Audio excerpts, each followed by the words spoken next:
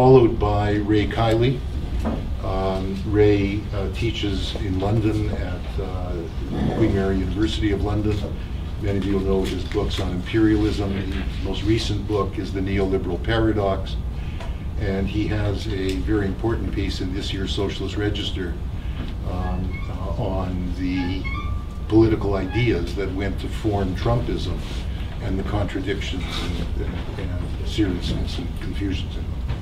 I should say that Anna also has a piece in this year's Socialist Register on the BRICS and the centripetal forces that pull them apart. Yes, I'm here from Britain, but I'm here on condition that no one asks me anything about Brexit. I should tell you, he was so worried about Brexit last September when we had a beer together in London that he said he was coming here this time of year, and he'd like to stay longer, but he felt he had to get back by March 29th because there would be no flights allowed back into the UK. Well, and that might still be the case. It's just been delayed. Anyway, okay, I'm going to only focus on ideas, but I just want to contextualize it first by saying a few things briefly about why Trump won, but I don't really want to go into detail about that. I'm going to focus on some ideas which might have influenced Trump, but I mean briefly why I think he won. What I'm going to try to do is talk about betrayal, and I think that the reason why Trump won, or Clinton lost maybe, is that there is a sense among Trump's base, and I think Trump's base is very limited, is that somehow the American Republican ideal has been betrayed. And I think that fits into certain things that have happened in the United States, which are specific to the United States, some of them are more general, and so you can link it to that thing that's going on in Britain, but you can also link it to sort of problems within the European Union and populists, and then of course in the developing world, places like Brazil in a more severe way, and India and various other places.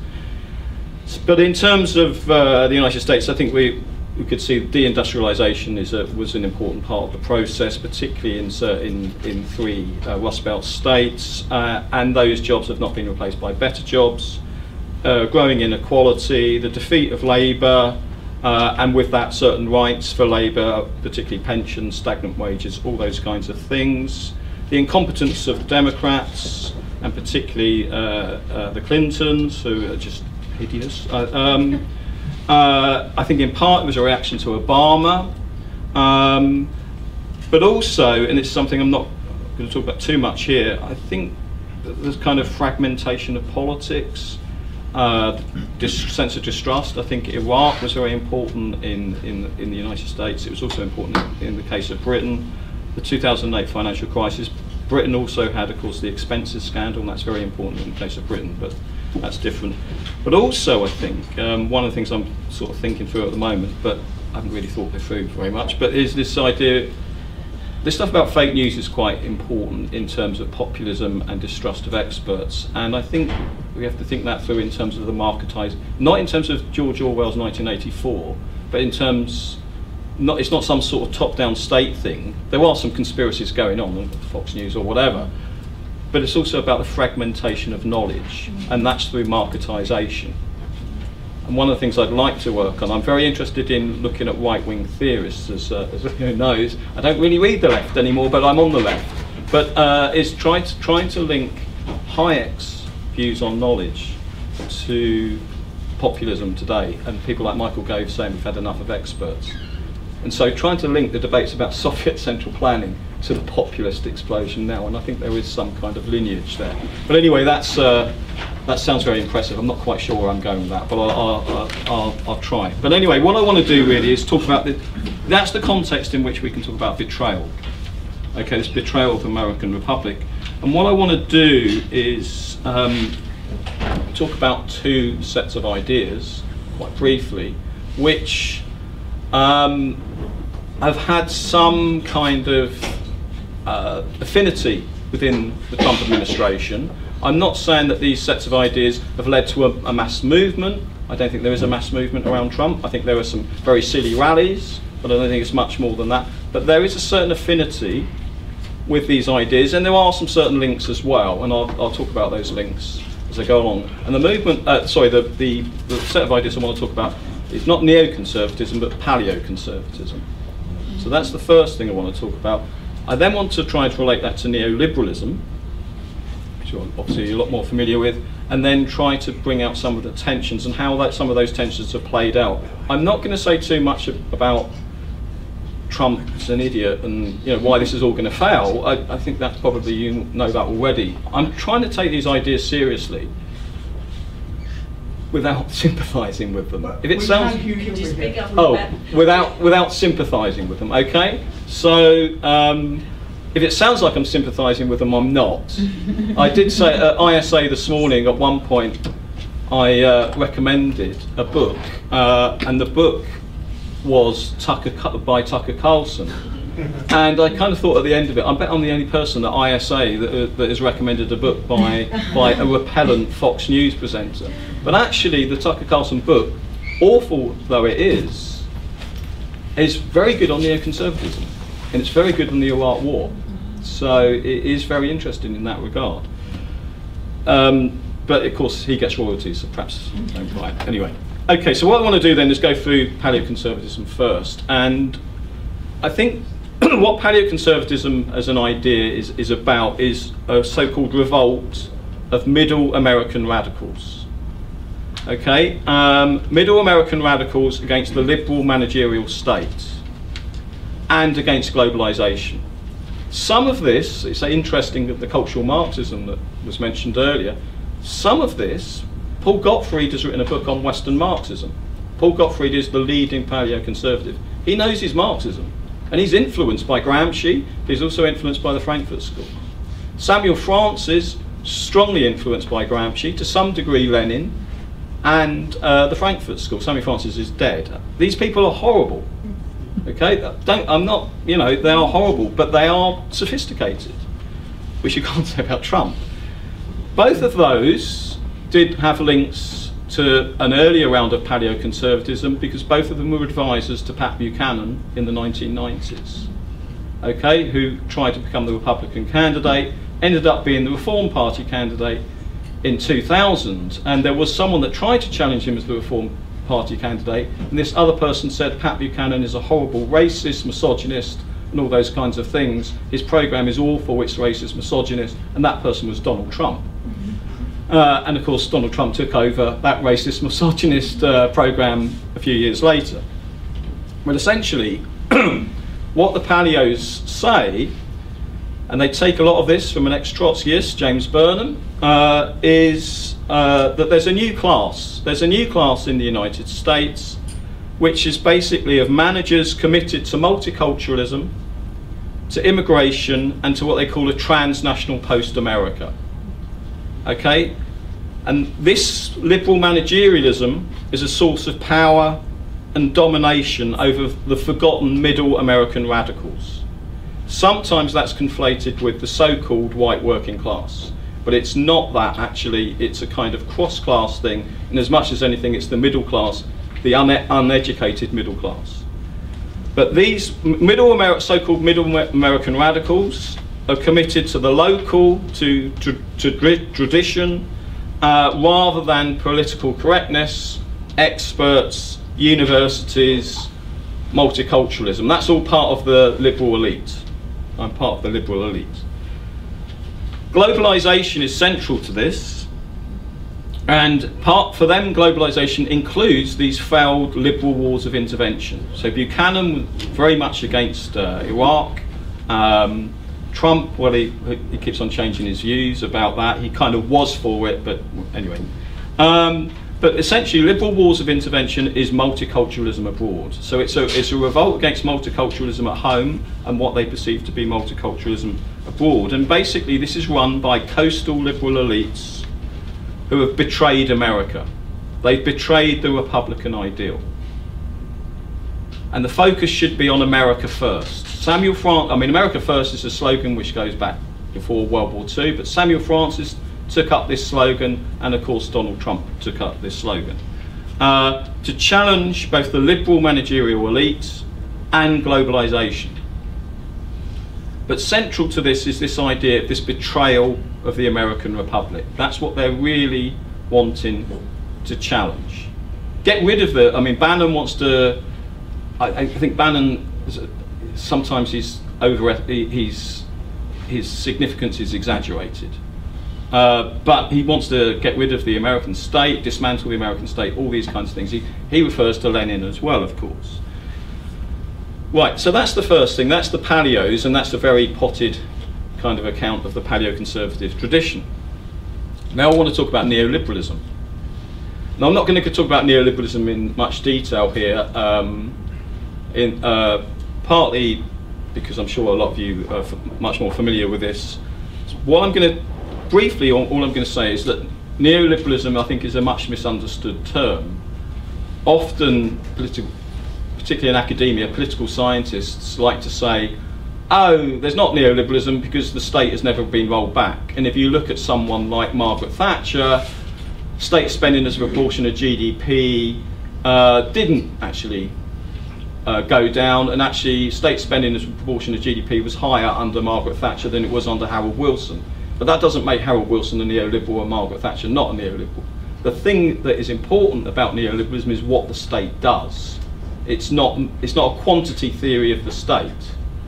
Okay, so it's what the state does, and what neoliberalism is, I think, is in part at least, is a project designed to marketize society, and it uses the state to do that. Okay, and that includes marketizing the state, and so you get all these public sector reforms, which I'm sure in Canada you've gone through. We've certainly gone through them, and those of you working in higher education are suffering with them, with continual audits all the time, and you're sick to death of them.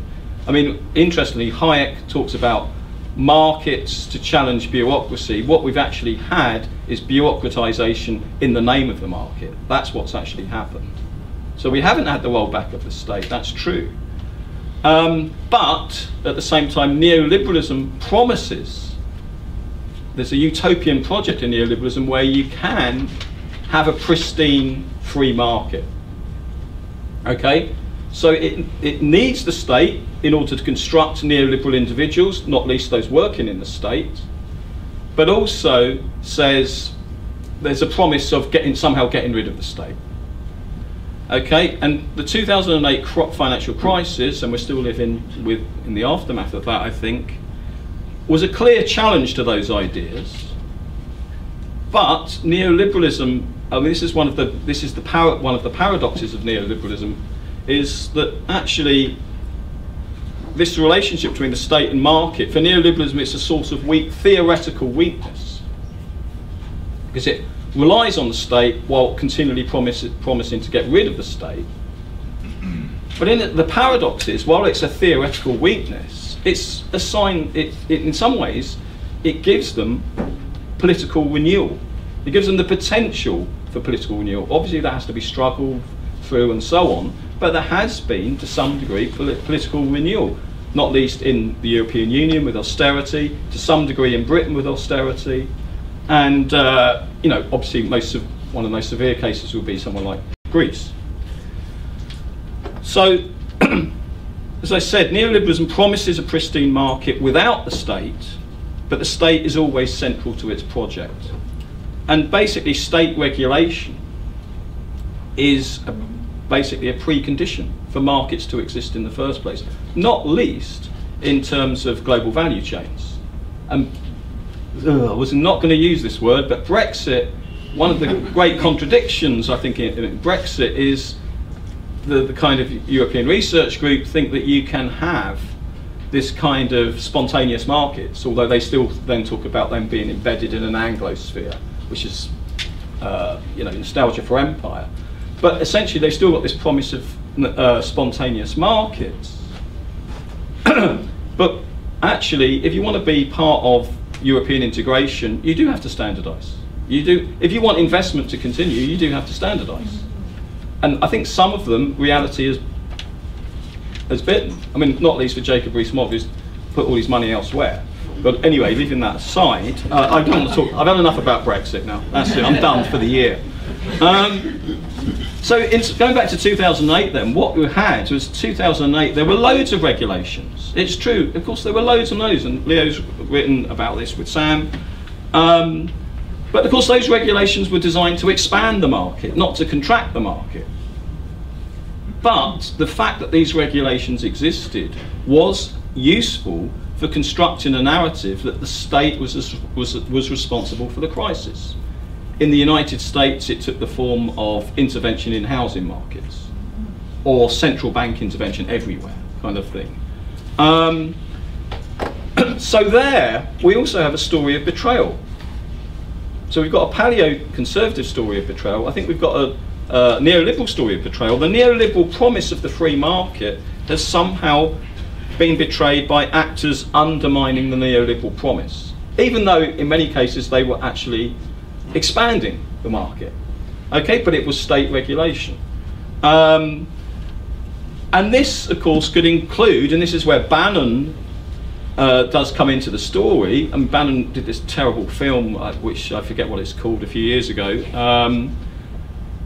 where he kind of combines paleoconservatism and neoliberalism and talks about the 2008 crisis. Well, he says it's about the 1960s hippies betrayed the American ideal, but essentially they betrayed this promise of a pristine market.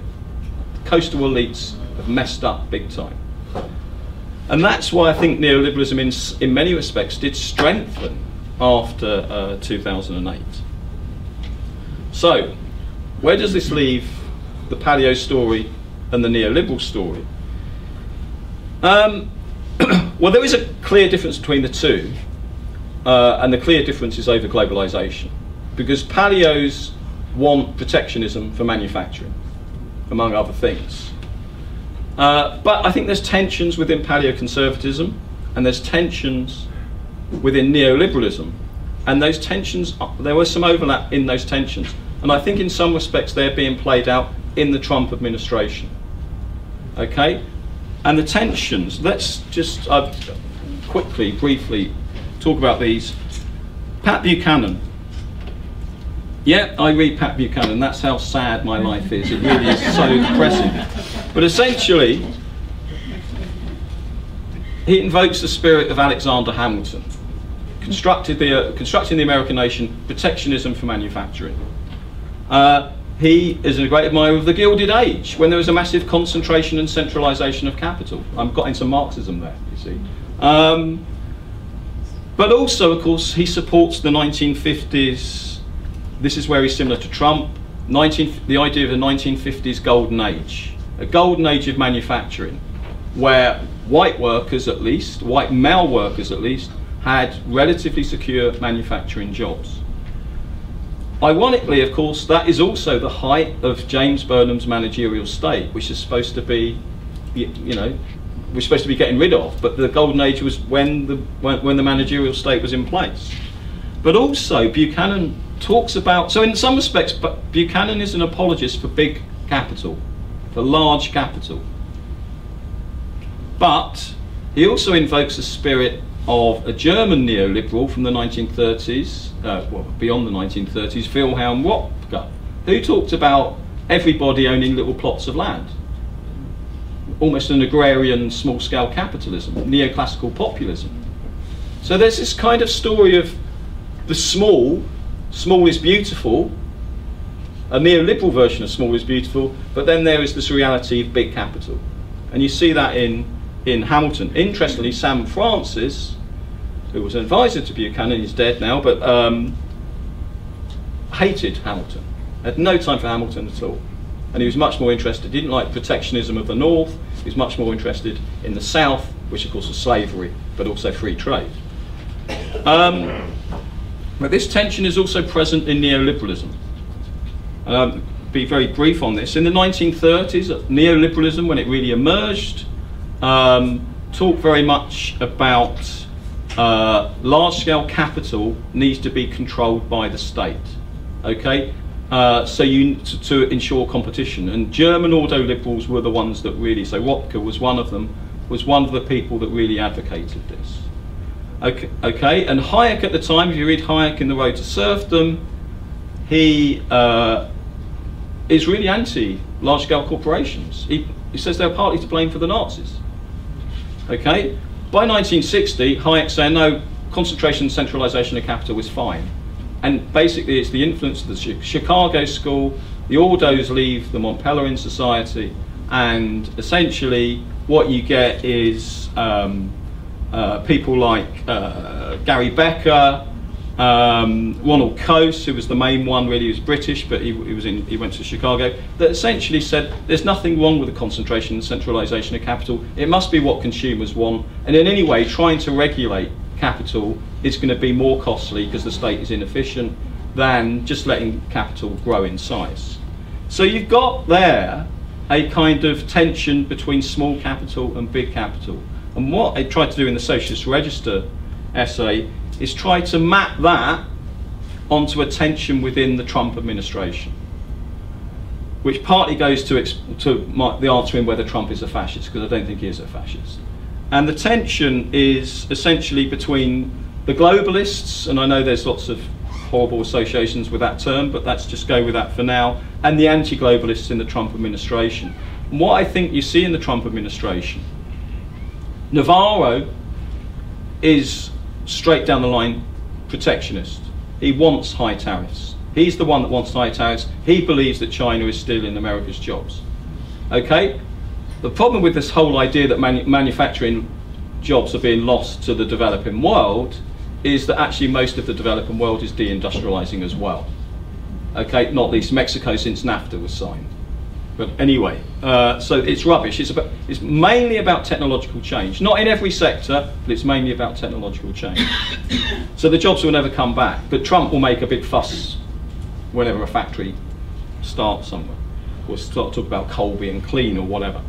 But Lighthizer, who of course worked for Reagan, he talks the language of protectionism and tariffs, but that's as a negotiating strategy. And that's to try to stop China, among others, ripping off intellectual property, which of course every country has done in their history, not just developing countries, but America did it in the past. But now we have much more intellectual property laws.